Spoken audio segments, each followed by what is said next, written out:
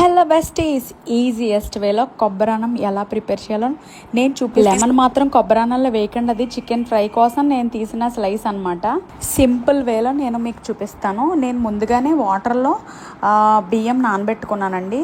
So కొబ్బరి పాలల్లో బియ్యం అంత త్వరగా ఉడకవన్నమాట. సో ముందు నానబెట్టుకున్న ఆ బియ్యాన్ని కొబ్బరి పాలల్లో కొలత ప్రకారం వేసేసుకున్న తర్వాత నేను చూపించిన ఇంగ్రీడియంట్స్ అన్నీ కూడా వేసేసుకొని చేత్తో మిక్సప్ చేసేసుకుని టేస్ట్ సాల్ట్ అడ్జస్ట్ చేసుకుని నేను కొంచెం పసుపు యాడ్ చేస్తాను. పసుపు టర్మరిక్ యాంటీబయాటిక్ కదా, సో చాలా మంచిది హెల్త్కి. దట్టు నాకు ఆ కలర్ చాలా ఇష్టము.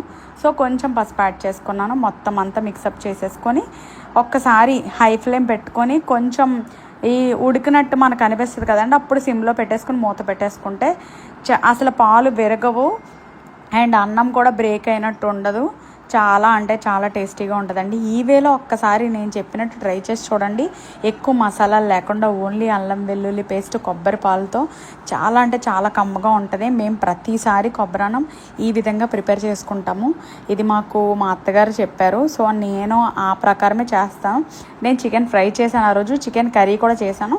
So chicken curry as usual మీరు ఎలా చేసుకుంటారో అలాగే చేసుకోండి. చికెన్ కర్రీలో అల్లం వెల్లుల్లి పేస్ట్ ముద్ద వేస్తాం కదండి, అది కాకుండా ఒక 6-7 స్లైసెస్ అల్లం ముక్కలు చిన్న చిన్నవి జస్ట్ అలా క్రష్ చేసి వేసుకోండి. మనం తింటున్నప్పుడు ఈ కొబ్బరి అన్నంలో ఆ అల్లం ముక్కలు కూడా తగులుతూ ఉంటే చాలా బాగుంటుంది. ఇలా నేను మా పేరెంట్స్ వచ్చినప్పుడు చేసి పెట్టానండి. మా మమ్మీ డాడీ అయితే చాలా హ్యాపీ అయిపోయారు.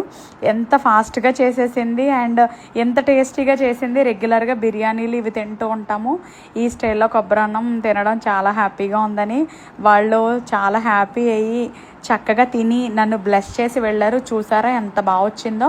ఒక్కసారి ఒక పొంగు వచ్చిన తర్వాత సిమ్లో పెట్టేసుకుని మూత వేసేసుకొని చెక్ చేసుకోండి, సాల్ట్ అడ్జస్ట్ చేసుకోండి.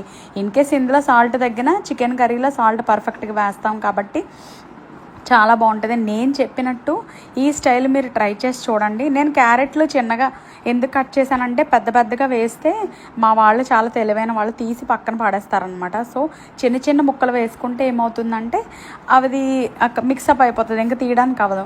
ఎంత బాగా వచ్చిందో, మేమైతే ఎంజాయ్ చేసాము ఆ రోజు కొబ్బరాన్నం చికెన్ కర్రీ. నాటుకోడి చేయలేదు కానీ నార్మల్ చికెన్ కర్రీ అయితే చేశాను. సో మీరు కూడా ఈ విధంగా ట్రై చేయండి. మరిన్ని వీడియోస్ కోసం నా పేజ్ అయితే ఫాలో అవ్వండి, అనేకులకు పరిచయం చేయండి. Bye bye.